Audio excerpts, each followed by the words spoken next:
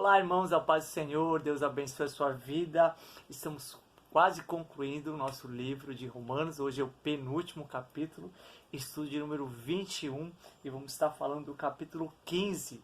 O capítulo 15, você coloca o título A Unidade que Glorifica a Deus.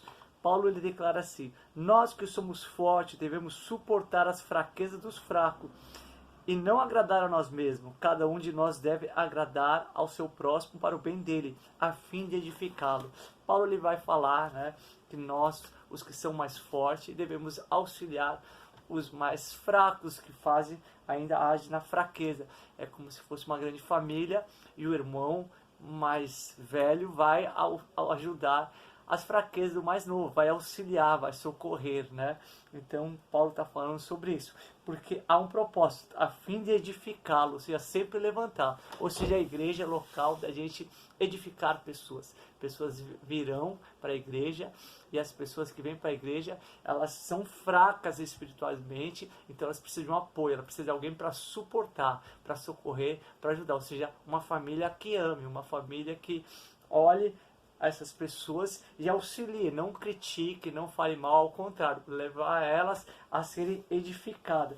Então aqui vai falar, ele vai colocar o exemplo, o versículo 3 ao 4 diz assim: pois também assim Jesus fez, e as escrituras foram escritas para nos ensinar. Ele coloca o exemplo de Jesus, que Jesus também nos suportou, também se auxiliou e nos auxilia em todas as nossas fraquezas. E ele coloca algumas referências, dizendo que as escrituras colocam o exemplo para a gente aprender com ela. No versículo 5 e o versículo 6 também fala: Deus que concede perseverança e ânimo também nos dá um espírito de unidade para glorificar a Deus. Ou seja, além da perseverança e além do ânimo que nós precisamos, e é Deus que nos concede, Deus também nos dá um espírito de unidade. Ou seja, a igreja deve viver debaixo desse espírito de unidade. Já aprendemos que a divisão, ela separa, a divisão, ela abre oportunidade para o inimigo operar, e uma igreja dividida, ela não subsiste, mas Deus nos concede, além da perseverança, nos dá ânimo, também Ele torna um espírito de unidade, tudo para a glória de Deus. Essa é a vontade de Deus, que todos possamos viver em unidade, ou seja, só um propósito, só um objetivo. Esse é o propósito, o objetivo, glorificar a Deus. O 7 ele diz assim: aceite-se uns aos outros, da mesma forma que Cristo nos aceitou, a fim de glorificar a Deus. Ou seja, Paulo novamente dizendo que só conseguimos glorificar a Deus se a gente usar o exemplo de Cristo. Assim como Cristo nos aceitou, e assim como Cristo nos aceita, mesmo com as nossas falhas, mesmo com os nossos erros.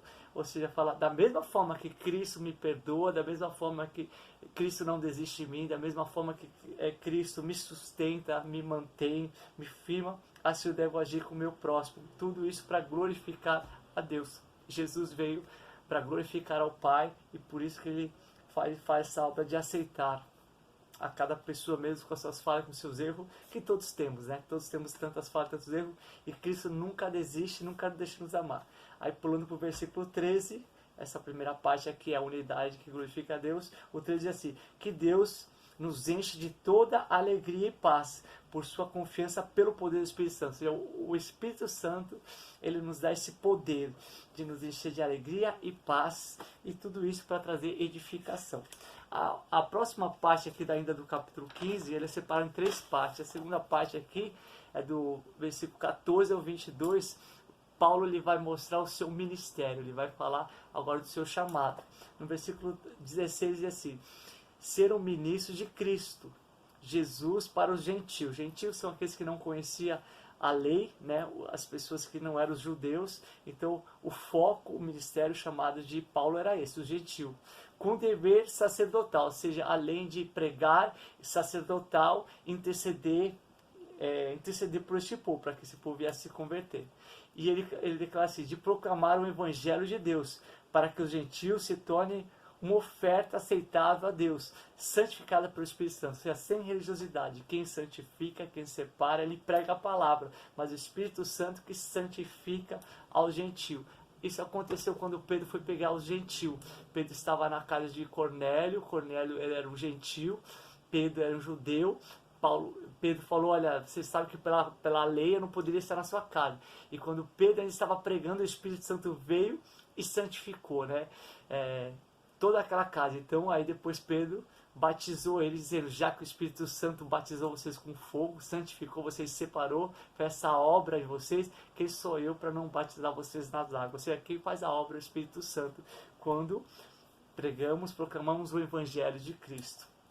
Aqui no versículo 18 fala assim: falo apenas aquilo que Cristo realizou por meu intermédio, em palavras e ações. Paulo, o ministério dele não era só palavra, era palavra e ações, atitudes, o mover. Paulo ele pregava, existia o mover. Aí ele fala assim: a fim de levar o gentio a obedecer a Deus.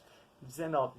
Pelo poder de sinais e maravilhas. Olha o Evangelho de Cristo, e quando estamos no chamado específico da parte de Deus, ele nos concede sinais e maravilhas, e por meio do poder do Espírito Santo de Deus. Ou seja, Paulo, o ministério dele tinha palavras, ações, aí diz assim, poder, sinais e maravilhas, pelo Espírito de Deus. Ele pregava e o Espírito Santo fazia a obra, né?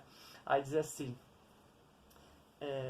por meio do poder do Espírito de Deus, assim proclamei plenamente o Evangelho de Cristo. Ou seja, ele não pregava uma parte, ele pregava plenamente, com plenitude, todo o poder, toda a revelação. Ele ensinava não só uma doutrina, não só uma teologia, ele ensinava o Evangelho em toda a sua plenitude, desde a salvação, ao batismo do Espírito Santo, ao poder de impor as mãos, à unidade de igreja, toda a sua plenitude ele ensinava, e por isso que é assim que nós devemos ter essa sede, essa fome de aprender o Evangelho em toda a sua plenitude. O mesmo Jesus que nos santifica é o mesmo Jesus que libera poder, é o mesmo que libera unção, é o mesmo que capacita, é o mesmo que libera dons. Então Paulo lhe ensinava sobre todas essas coisas, ou seja, o Evangelho em sua plenitude. Por isso devemos sempre crescer na graça e no conhecimento, e sempre buscar isso.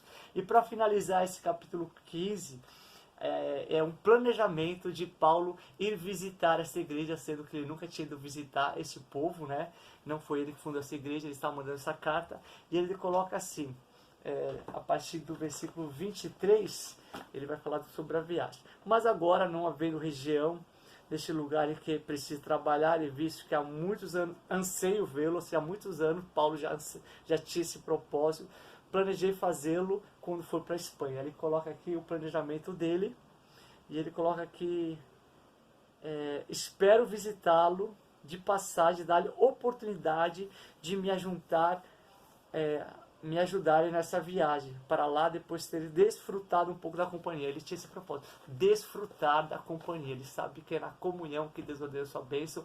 Ele ia para a igreja ali para desfrutar desta comunhão. Devemos buscar na igreja desfrutar da comunhão, saber que Deus é glorificado na unidade da igreja. A igreja não é lugar de competição, não é lugar de briga, como vimos no capítulo anterior, é lugar de comunhão, né? Desfrutar da companhia de vocês. O 29 fala assim, sei que quando for visitá-lo, irei na plenitude da bênção de Cristo. Ter uma vida plena, ele tinha essa certeza, eu vou e na plenitude de Cristo, eu vou no poder de Cristo, eu vou para ser bênção, eu vou para transbordar, eu vou para me alegrar, eu vou para ter plenitude de amor, plenitude de paz, plenitude de alegria, de ânimo. Ele ia para a igreja para somar, né? Ele ia para a igreja com aqueles irmãos para trazer bênção, né? Na plenitude da bênção de Cristo. Assim nós devemos ir, devemos nos encher para poder levar bênção para os outros. E quando formos numa casa, quando formos fazer uma visita na igreja, na célula, devemos buscar estar cheio para podermos edificar os outros, né? Paulo falou, eu vou com propósito, ser bênção na vida de vocês e ser abençoado por meio da comunhão. 32.